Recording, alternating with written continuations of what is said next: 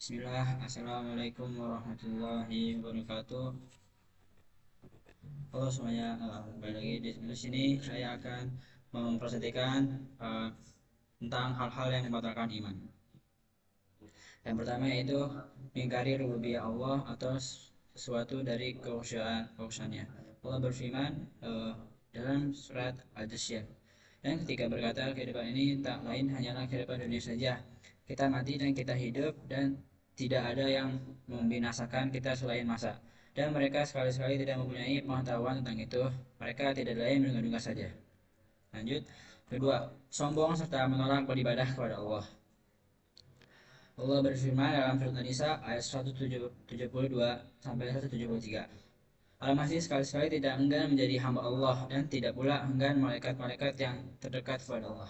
Barang siapa yang enggan dari menyembahnya dan menyombongkan dirinya, nanti Allah akan mengumpulkan mereka semua kepadanya. Adapun orang-orang yang beriman dan berbuat amal soleh, maka Allah akan menyempurnakan pahala mereka dan menambah untuk mereka sebagai dari karunia-Nya. Adapun orang-orang yang enggan dan menyombongkan dirinya. Lanjut. 3. Menjadikan perantara dan penolong yang ia sembah atau ia mintai pertolongan selain Allah. Allah berfirman dalam surat Yunus ayat 18. Dan mereka yang menyembah selain Allah, apa yang tidak dapat mendatangkan kemudaratan kepada mereka, tidak pula kemanfaatan.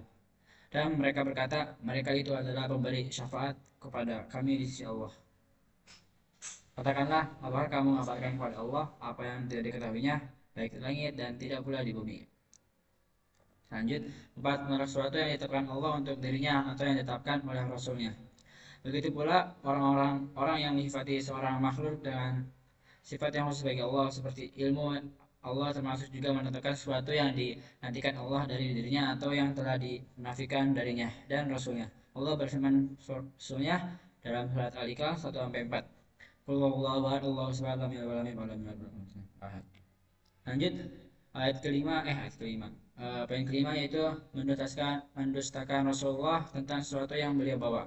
Allah berfirman dalam surat Al-Fatir ayat 25 sampai 26. Dan jika mereka mendustakan kamu, maka sungguhnya orang-orang yang sebelum mereka telah mendustakan Rasul-Rasulnya. Kepada mereka telah datang Rasulnya dengan membawa mukjizat yang nyata, Zabur dan kitab yang memberi penjelasan sempurna. Kemudian aku azab orang kafir. Maka lihatlah bagaimana hebatnya akibat kemurkaanku.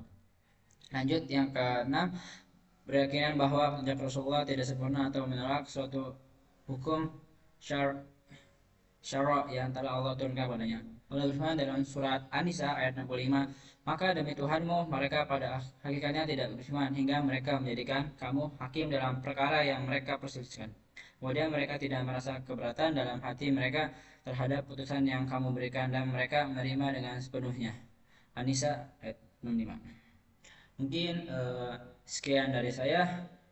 Syukron. Assalamualaikum warahmatullahi wabarakatuh.